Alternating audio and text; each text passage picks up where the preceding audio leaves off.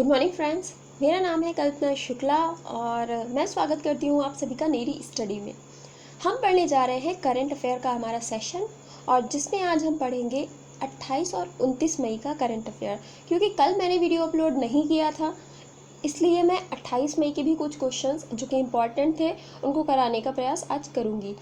कल वीडियो नहीं आ पाया, उसके लिए मैं बहुत माफ़ी मांगना चाहती हूँ आपसे, क्योंकि कल थोड़े से हेल्थ इश्यूज़ हो गए थे जिसकी वजह से कल मैं वीडियो नहीं ला पाई थी। आज वीडियो आया है, आप लोग आज रिवीजन कर लीजिएगा कल के जो भी क्वेश्चंस हैं और आज के क्वेश्चंस भी हम डिस्कस करेंगे। स्टार्ट करते हैं हमारा आज का सेशन। आज हम पढ़ेंगे 28 और 29 मई से रिलेटेड क्वेश्चंस। तो हमारा आज का जो पहला प्रश्न है वो है कि किस IIT संस्थान के शोधकर्ताओं ने घरों और इमारतों में स्वचालित जलवायु नियंत्रण हेतु स्मार्ट विंडो मटेरियल विकसित किया है। तो आपसे उस संस्थान का नाम पूछा जा रहा है कि वो कौन से संस्थान है जहाँ के शोधकर्ताओं ने घरों और इमारतों में स्वचालित जलवायु नियंत्रण हेतु स्मार्ट विंडो मटेरियल विकसित किया है। अब इससे क्या होगा कि इसको विंडोज़ पर लगाया जाएगा और ये वहाँ की जो वातावरण है उसको शुद्ध करने का प्रयास करेगा, उसमें ये हेल्प करेगा। तो ये लगाया गया है और आपसे पूछा जा रहा है कि इसका आंसर क्या है। तो इसका आंसर है IIT गुवाहाटी। IIT गुवाहाटी ने ऐसा किया है कि इस तरीके का एक यंत्र बनाया है, आप कह सकते हैं एक स्मार्ट विंडो मटेरियल है कि ये खुद से जब इसको लगेगा कि रूम की जलवायु जो है वो प्रदूषित हो चुकी है तो ये उसे शुद्ध कर देगा अपने आप से। तो आपको कोई बटन भी प्रेस नहीं करना है, हाँ, सिवाय स्विच ऑन करने के। तो ये इस तरीके का यंत्र जो है IIT गुवाहाटी के द्वारा विकसित किया गया है, जो कि असम में स्थित है। चलते हैं हमारे अगले प्रश्न की तरफ और हमारा अगला प्रश्न है कि मोहाली अंतर्राष्ट्रीय स्टेडियम का नाम बदलकर किसके नाम पर कर दिया गया है। आपसे पूछा जा रहा है कि मोहाली इंटरनेशनल स्टेडियम जो है इसका नाम बदला गया है और इसका नाम किसके नाम पर कर दिया गया है। तो इनका नाम है बलबीर सिंह सीनियर। बलबीर सिंह सीनियर के नाम पर कर दिया गया है अब इस स्टेडियम का नाम मोहाली अंतर्राष्ट्रीय। ये हॉकी स्टेडियम है, याद रखिएगा, अंतर्राष्ट्रीय हॉकी स्टेडियम है और जो कि पंजाब में स्थित है। ये सारी चीज़ें आप याद रखिएगा। और बलबीर सिंह जूनियर भी हॉकी से बिलोंग करते थे, ओलंपिक में इन्होंने भाग लिया है हमारे भारत की ओर से, इसीलिए ये बहुत इंपॉर्टेंट है। तो बलबीर सिंह सीनियर इनका नाम है, मोहाली अंतर्राष्ट्रीय स्टेडियम इसका नाम बदलकर इनके नाम पर कर दिया गया है। और बलबीर सिंह जूनियर भी हॉकी के ही प्लेयर हैं, इनको भी आप याद रख सकते हैं। मेजर ध्यानचंद हॉकी के जादूगर कहे जाते हैं, ये भी हॉकी से रिलेटेड है। और महेंद्र सिंह धोनी आप सभी जानते हैं क्योंकि क्रिकेट तो आप सभी देखते होंगे। तो मोहाली अंतर्राष्ट्रीय स्टेडियम का नाम बदलकर Balbir Singh senior hockey stadium कर दिया गया है, जो कि पंजाब में स्थित है। हमारा अगला प्रश्न है, वीडियो कॉन्फ्रेंसिंग के जरिए e services health assistance and teleconsultation OPD portal launch किया गया है। ये एक पोर्टल है जो कि किसके द्वारा लॉन्च किया गया है, आपको ये बताना है। वीडियो कॉन्फ्रेंसिंग के जरिए किसने services e health assistance and teleconsultation Sehat, इस पोर्टल का ये फुल फॉर्म है सेहत। तो सेहत, ये जो इसका नाम है सेहत OPD पोर्टल, जिसकी ये पूरी फुल फॉर्म है, ये किसके द्वारा लॉन्च किया गया है, जो कि वीडियो कॉन्फ्रेंसिंग के द्वारा लॉन्च किया गया है। क्योंकि अभी सारी जितनी भी चीज़ें हो रही हैं आभासी रूप से हो रही हैं, वर्चुअली हो रही हैं, कोई भी फेस टू फेस वाला कुछ भी कार्य नहीं किया जा रहा है, क्योंकि आपको सभी को पता है कि कोरोना बहुत ज़्यादा फैला हुआ है। तो ये सेहत नामक OPD पोर्टल जो है वो लॉन्च किया गया है राजनाथ सिंह जी के द्वारा। राजनाथ सिंह इसका बिल्कुल राइट आंसर है, इन्होंने ये OPD पोर्टल लॉन्च किया है, राजनाथ सिंह जी ने। इनके बारे में अगर हम बात करें, रक्षा मंत्री हैं, ये भारत के रक्षा मंत्री हैं, इनका नाम है, आप याद रखिएगा। और लखनऊ से सांसद हैं, राजनाथ सिंह जी रक्षा मंत्री हैं और लखनऊ से सांसद हैं। इन्होंने सेहत OPD पोर्टल लॉन्च किया है वीडियो कॉन्फ्रेंसिंग के जरिए।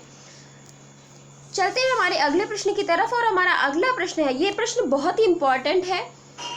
इसका प्रश्न है कि अंतर्राष्ट्रीय एनी अवार्ड 2020 से किसे सम्मानित किया गया है। अंतर्राष्ट्रीय एनी अवार्ड से किसे सम्मानित किया गया है। अक्षय ऊर्जा से रिलेटेड जिसने कोई बहुत अच्छा काम किया है उसे ये अवार्ड दिया जाता है। तो एनी अवार्ड 2020 से किसे सम्मानित किया गया है, आपको इनका नाम बताना है। और इनका नाम है professor CN Rao. Professor CN Rao को ये पुरस्कार दिया गया है any award 2020, any award 2020 professor CN Rao, इनका नाम आप बिल्कुल रट लीजिए, इस बार आपसे एग्जाम में ये जरूर पूछा जाएगा। तो अंतर्राष्ट्रीय एनी अवार्ड 2020 किसे दिया गया है? प्रोफेसर CN राव को दिया गया है। कमलेश नीलकंठ व्यास, हाल ही में मैंने आपको इनके बारे में बताया था, कमलेश नीलकंठ व्यास। आपको कमेंट बॉक्स में मुझे बताना है कि ये कौन है, इससे पता चलेगा कि आप मेरी वीडियोस को कितना ध्यान से देखते हैं। और श्री कुमार बनर्जी, हाल ही में इनका निधन हुआ था। परमाणु विभाग, जो मैंने आपको बताया था परमाणु ऊर्जा विभाग, उससे के ये पूर्व अध्यक्ष रहे थे श्री कुमार बनर्जी जी। हाल ही में इनका निधन हो गया था, तो इन्हें भी आप जानते हैं। तो चलते हैं अब अगले प्रश्न की तरफ, और हमारा अगला प्रश्न है कि हाल ही में किस भारतीय अर्थशास्त्री को के क्षेत्र में स्पेन के सर्वोच्च पुरस्कार प्रिंसेस ऑफ एस्टूरियस अवार्ड से नवाजा गया है? अब आप पहले तो इस पर नजर डालिए कि ये जो अवार्ड दिया गया है ये स्पेन का सर्वोच्च पुरस्कार है। किस देश का? स्पेन का सर्वोच्च पुरस्कार है, जिसका नाम है प्रिंसेस ऑफ एस्टूरियस अवार्ड। ये वहाँ प्रिंसेस ऑफ एस्टूरियस अवार्ड वहाँ पर दिया जाता है, जो कि स्पेन का सर्वोच्च पुरस्कार है।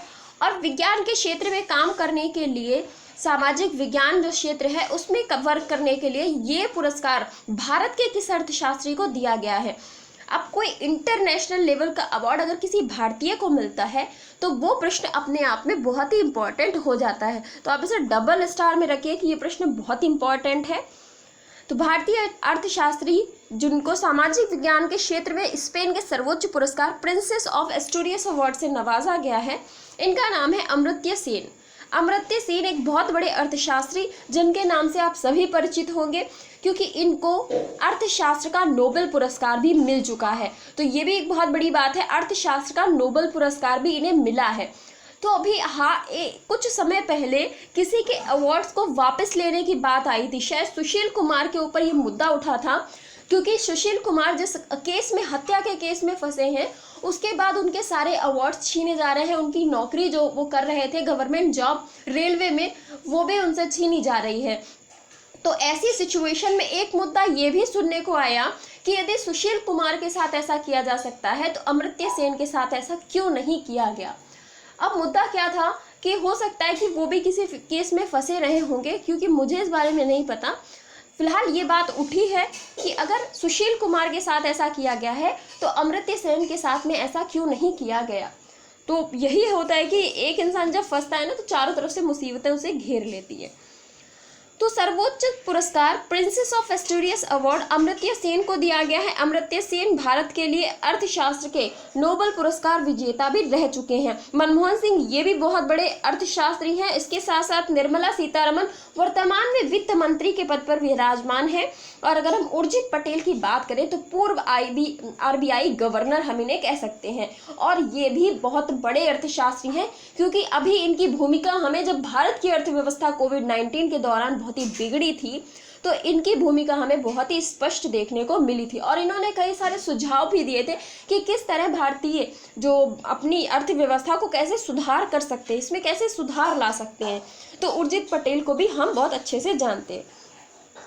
अब इस पुरस्कार के बारे में अगर हम जानना चाहें तो ये पुरस्कार जो है एक जोन मीरो, इसमें क्या क्या दिया जाता है? इस पुरस्कार में एक जोन मीरो मूर्तिकला दी जाती है, डिप्लोमा दिया जाता है, एक प्रतीक चिन्ह दिया जाता है, और इसके साथ साथ में 50,000 यूरो का अवार्ड दिया जाता है, क्योंकि स्पेन में जो मुद्रा चलती है वो कौन सी है? यूरो है। सो स्पेन कैपिटल मैड्रिड, और यहाँ पर 50,000 यूरो का अवार्ड, नगद पुरस्कार कह सकते हैं, दिया जाता है। एक जोन मीरो मूर्तिकला दी जाती है, एक डिप्लोमा और एक प्रतीक चिन्ह दिया जाता है। और पहली बार 1981 में ये पुरस्कार दिए गए थे। पहली बार 1981 में ये पुरस्कार दिए गए थे। चलते हैं हमारे अगले प्रश्न की तरफ, और हमारा अगला प्रश्न है, भारत और न्यूजीलैंड ने आभासी रूप से कौन सा कार्यालय परामर्श का आयोजन किया है? तो भारत और न्यूजीलैंड ने एक कार्यालय परामर्श का आयोजन किया। बीच में कार्यालय परामर्श को लेकर के बैठक हुई है, आभासी रूप से, वर्चुअली, क्योंकि सारी बैठकें मैंने आपको बताया है वर्चुअली चल रही हैं। भारत और न्यूजीलैंड ने ये जो परामर्श का आयोजन किया है, कार्यालय परामर्श, ये इनका तीसरा कार्यालय परामर्श था, तीसरा कार्यालय परामर्श। और अगर हम बात करें कि दूसरा कब किया था, क्योंकि दूसरा भी जानना जरूरी है, तो दूसरा 2019 में किया था। दूसरा कार्यालय परामर्श न्यूजीलैंड में 2019 में हुआ था, और अभी इसकी बात करें तो ये तीसरा है, और जो कि कहाँ पर हुआ है, आभासी रूप से हुआ है। अब अगर हम देखना चाहें कि इसकी अध्यक्षता वगैरह किसने की, भारत की तरफ से किसने भाग लिया, तो रीवा गांगुली दास जो हैं ये इसकी नेतृत्व करता रही। भारत की तरफ से रीवा गांगुली दास ने, ये सचिव हैं रीवा गांगुली दास, इन्होंने भारत की ओर से नेतृत्व किया था। और न्यूजीलैंड की अगर हम बात करें तो वेलिंगटन इसकी कैपिटल है। प्रधानमंत्री हैं जेसिंडा आर्डन, और मुद्रा की बात करें तो न्यूजीलैंड डॉलर जो है यहाँ पर मुद्रा चलती है। बहुत ही फेमस कंट्री है, ऑस्ट्रेलिया के पास स्थित है। तो अगर आप एटलस में इसकी स्थिति देखना चाहें तो आप ऑस्ट्रेलिया के आसपास इस देश को ढूंढ सकते हैं। और रीवा गांगुली दास ने नेतृत्व किया है इस कार्यालय परामर्श बैठक का, जो कि भारत और न्यूजीलैंड के बीच में आयोजित हुई है। अब चलते हैं हमारे अगले प्रश्न की तरफ, और हमारा अगला प्रश्न है, WMO और यूके के मौसम विभाग ने बताया है कि वैश्विक तापमान वर्ष, अब आपको यहाँ पर वर्ष बताना है कौन सा, किस वर्ष तक 1.5 डिग्री सेल्सियस को पार कर लेगा। WMO और यूके मौसम विभाग ने बताया है कि वैश्विक तापमान किस वर्ष तक 1.5 डिग्री सेल्सियस को पार कर लेगा। अब क्या हुआ है कि जिस तरीके से तापमान में वृद्धि हो रही है हमें देखने को मिलती है, क्योंकि पहले जिन शहरों का तापमान 40 से ऊपर नहीं जाता था उन शहरों का तापमान 45 डिग्री सेल्सियस तक पहुंच जाता है। ये सब ग्लोबल वार्मिंग का कारण, इसलिए ग्लोबल वार्मिंग के कारण हो रहा है, और ऐसी स्थिति में तापमान लगातार बढ़ता चला जाता है। तो वही बता रहे हैं कि जो वैश्विक तापमान है, जो कि कहीं पर 40 डिग्री रहता है, कहीं 35 डिग्री रहता है, कहीं पर 15 डिग्री भी रहता है, वो बढ़कर के 1.5 डिग्री सेल्सियस इस वैश्विक तापमान में बढ़ोतरी देखी जाएगी। और ये देखी जाएगी 2021 से 2025 के बीच में।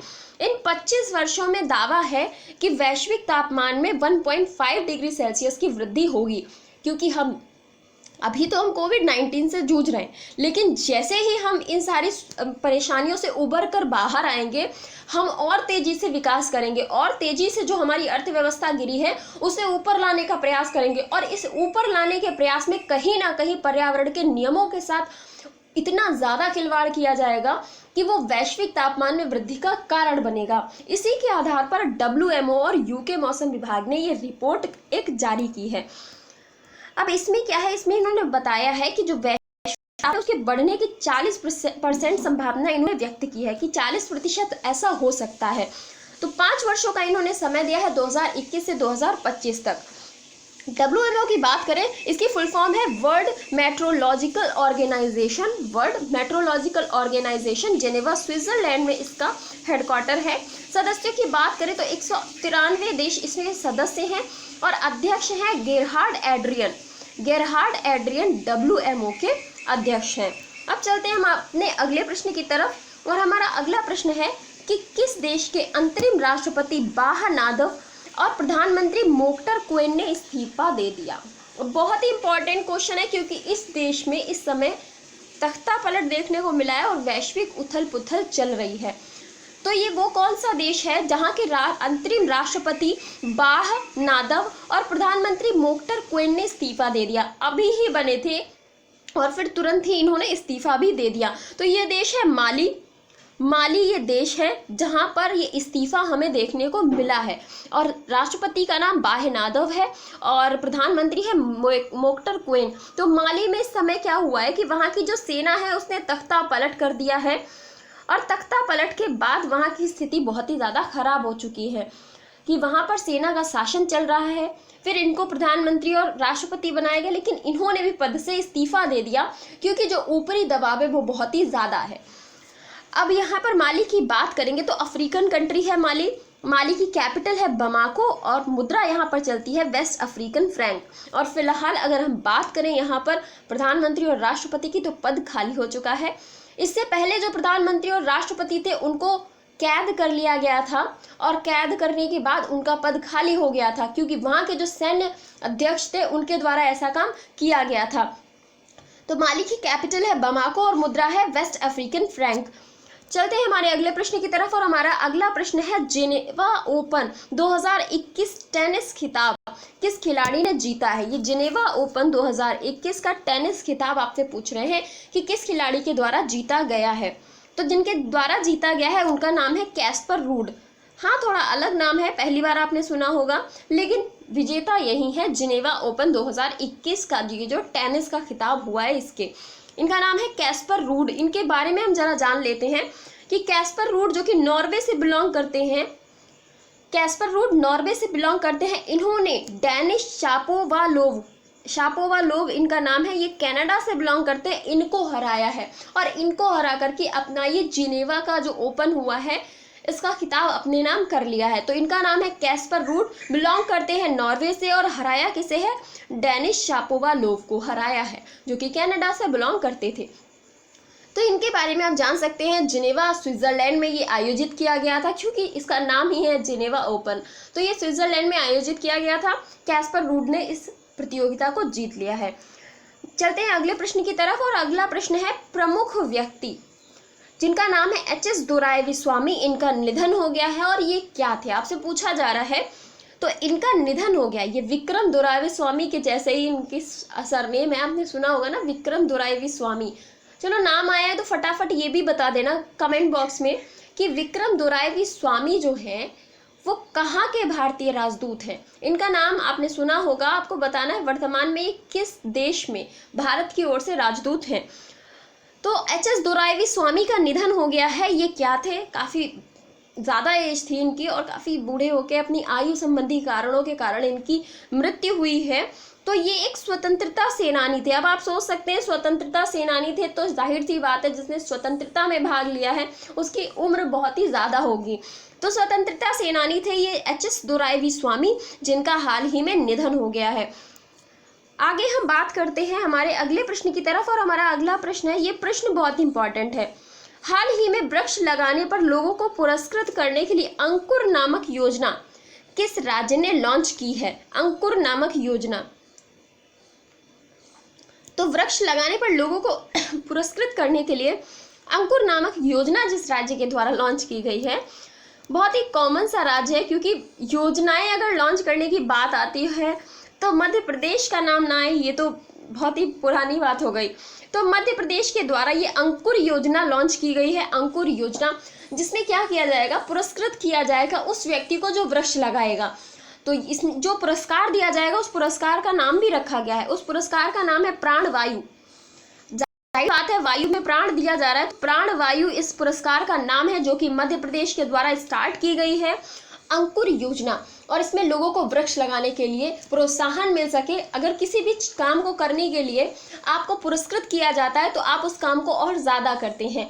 तो इसीलिए ये पुरस्कार रखा गया है ताकि लोग ज़्यादा से ज़्यादा वृक्ष लगाएं। और वृक्ष लगाने के बाद क्या होगा कि पर्यावरण बदलेगा। तो पर्यावरण के लिए वृक्ष बहुत ही ज़रूरी है। तो वृक्ष लगाने के लिए लोगों को प्रेरित करने के लिए ये अंकुर नामक एक पुरस्कार योजना लॉन्च की गई है, जिसमें प्राण वायु नामक पुरस्कार दिया जाएगा। मध्य प्रदेश जहाँ के जो अगर हम मुख्यमंत्री की बात करें तो शिवराज सिंह चौहान, जिन्हें मामा बोलते हैं, ये यहाँ के मुख्यमंत्री हैं। और अगर हम बात करें गवर्नर की तो यहाँ पर आनंदीबेन पटेल अतिरिक्त प्रभार के साथ गवर्नर बनी हुई हैं। चलते हैं हमारे अगले प्रश्न की तरफ और हमारा अगला प्रश्न है, हाल ही में किस राज्य के राज्यपाल ने धर्म की स्वतंत्रता संशोधन विधेयक को मंजूरी दे दी है। अब क्या हुआ है कि धर्म की स्वतंत्रता का यहाँ जो विधेयक चल रहा था, जो नियम यहाँ पर चल रहा था, उसमें कुछ त्रुटियां थीं। तो उन त्रुटियों को बदल करके ये संशोधित है और संशोधित करके राज्यपाल के द्वारा पेश किया गया है। आप कह सकते हैं राज्यपाल की ही अंतिम मंजूरी होती है। तो राज्यपाल ने इस विधेयक के लिए मंजूरी दे दी है, धर्म की स्वतंत्रता संशोधन विधेयक। और धर्म की स्वतंत्रता हमारे मौलिक अधिकारों में भी आती है। तो ये जो स्टेट है ये है गुजरात। गुजरात के राज्यपाल ने ये धर्म की स्वतंत्रता विधेयक को मंजूरी दी है। तो इसका सही आंसर गुजरात हो जाता है। इसके बारे में अगर हम जानना चाहें तो इसमें जो बहुत ही बड़ी बात कही गई है कि इसमें जबरन धर्म परिवर्तन या धोखाधड़ी पर 10 साल की कैद बताई गई है। और ये जो विधेयक है ये 2003 के विधेयक का स्थान लेगा। तो पहले 2003 में ये था, पर अब 2021 में इसमें संशोधन किया गया है, तो 2003 वाले विधेयक का ये स्थान ले लेगा। और जो भी कुछ एक त्रुटियां थी इसमें, उनको बदल करके नए नए जो नियम कानून है उसमें शामिल करके इसको लॉन्च किया गया है। तो आप कह सकते हैं कि ये विधेयक अब वर्तमान स्थितियों के लिए ज़्यादा सटीक बताया जा सकता है। तो इसमें जबरन धर्म अगर कोई परिवर्तित कराएगा या कोई धोखाधड़ी के साथ में आपका धर्म परिवर्तित कराएगा तो उसको 10 साल की कैद कराई जाएगी, उसके साथ साथ में उसके ऊपर जुर्माना भी पड़ेगा। चलते हमारे अगले प्रश्न की तरफ। गुजरात इसका राइट आंसर हो जाता है, गुजरात ने ऐसा किया है। अगला प्रश्न है, हाल ही में किस राज्य ने 6 माह के लिए एस्मा एक्ट लगाया है? बहुत ही इंपॉर्टेंट क्वेश्चन है, बहुत ही इंपॉर्टेंट। तो ये करने वाला राज्य है उत्तर प्रदेश। एस्मा एक्ट लगाया गया है उत्तर प्रदेश के द्वारा, 6 माह के लिए एस्मा एक्ट लगाया गया है। अब आप सभी सोचेंगे ये एस्मा एक्ट क्या होता है, तो इसके बारे में हम जान लेते हैं कि इस कानून के तहत बस सेवाएं, अस्पताल सेवाएं, जो ये सेवाएं दे रहे हैं वो हड़ताल पर नहीं जा सकते, मतलब वो हड़ताल नहीं कर सकते। आपको वैसी कुछ किसी भी स्थिति में अगर आप सरकार का विरोध करना चाहते हैं तो आप कर सकते हैं, लेकिन अभी परिस्थितियां ऐसी नहीं है कि अगर सरकार डॉक्टरों के साथ कुछ नहीं कर रही है तो डॉक्टर धरना प्रदर्शन करने बैठ जाएं। अब अगर डॉक्टर धरना प्रदर्शन करने बैठ जाएंगे तो जो मरीज हॉस्पिटल में एडमिट है उनका इलाज कौन करेगा? तो सरकार और डॉक्टर या फिर हुए बस सर्विसेज वाले, इन सभी को आपस में सामंजस्य बनाकर बैठना होगा, क्योंकि इस समय हड़ताल कोई विकल्प नहीं सूझता। तो हड़ताल नहीं कर सकते हैं बस सेवाओं वाले, अस्पताल सेवाएं जो दे रहे हैं वो, इसीलिए ये एस्मा एक्ट लाया गया है उत्तर प्रदेश सरकार के द्वारा, योगी आदित्यनाथ जी के द्वारा। तरह तरह के एक्ट लगा सकते हैं और पता नहीं कुछ भी, लेकिन अगर जॉब देने की बात आती है तो पता नहीं इनके सारे एजेंडा कहाँ चले जाते हैं। सिलेक्शन तो मुझे लग रहा है जब से इनकी सरकार आई है सिवाय पुलिस भर्ती के इन्होंने कुछ भी नहीं करा पाया है। कोई भी एक ऐसी जॉब नहीं है जिसमें अच्छे से सिलेक्शन किया गया हो और उसकी जगहें निकाली गई हो। कितने दिनों से ये लेखपाल का फॉर्म अटकाए बैठे हैं, कितने दिनों से और भी बहुत सारे फॉर्म हैं जो इन्होंने अटका रखे हैं। अब धीरे धीरे, अब इलेक्शन पास आ रहा है ना, तो अब धीरे धीरे वो जो सारी जॉब्स इन्होंने बचा करके रखी थी अब उनको निकाला जाएगा, ताकि फिर से लोगों को प्रलोभन दिया जा सके कि हाँ हमें वोट दो। बाकी जनता बेवकूफ़ नहीं है, लेकिन हमारे पास ऑप्शन नहीं है। जनता बेवकूफ़ नहीं है लेकिन ऑप्शन नहीं होता है, उस वजह से हम बुरे तो सारे हैं, लेकिन उन बुरे में से भी जो कम बुरा है हम उसको चूज़ करते हैं, क्योंकि हमारे सामने मजबूरी है। कोई भी अच्छा नेता हमारे लिए है ही नहीं, ये हमारे सामने मजबूरी है। फिलहाल ये था हमारा आज का सेशन आपको कैसा लगा प्लीज़ कमेंट बॉक्स में ज़रूर बताइएगा। कभी कभार थोड़ी सी हेल्थ की प्रॉब्लम हो जाती है तो वीडियो नहीं डाल सकती, क्योंकि सिचुएशन ऐसी हो जाती है, तो उसके लिए मैं आप सभी से माफ़ी मांगना चाहती हूँ। और वीडियो कैसा था कमेंट बॉक्स में ज़रूर बताइएगा, और जितना ज़्यादा हो सकता है प्लीज़ प्लीज़ प्लीज़ इसे शेयर करा करिए। Thank you so much.